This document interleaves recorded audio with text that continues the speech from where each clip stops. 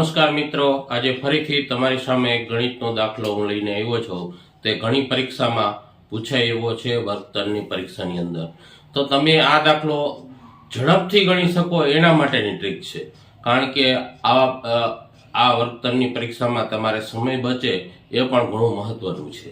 તો સૌપ્રથમ રકમ વાંચીએ તો 9,68,432 આપેલ સંખ્યાને 5 વડે ભાગતા કેટલી શેષ વધે? મિત્રો, ઘણા પરીક્ષાઓ સૌ પ્રથમ આને પેલા ભાગાકાર કરે. આમ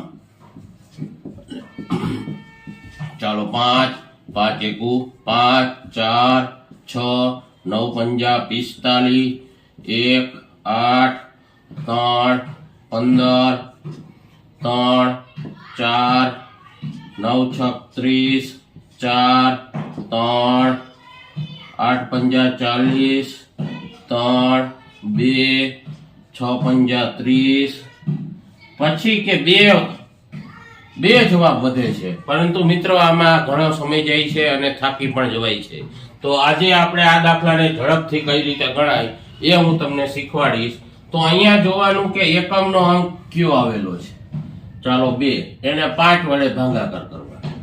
જો અહીંયા 5 કરતા મોટા હોત તો આપણે ભાગાકાર કરે, પરંતુ અહીંયા 5 કરતા નાની સંખ્યા છે એટલે ભાગ નથી ચાલતો, એટલે આ જ છે એ જ જવાબ છે.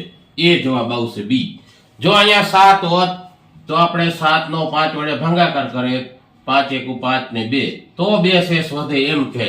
એટલે દરેકમાં આવી રીતે જ્યારે નિશેષ ભાગી શકાય, શેષ કેટલી વધે એવા દાખલા હોય તો છેલ્લો એકમનો અંક લઈ લેવાનો અને એના ભાગાકાર કરી લેવાનો. જે રકમ વધે એ અહીંયા તમારે જવાબમાં આવશે. અસ્તુ.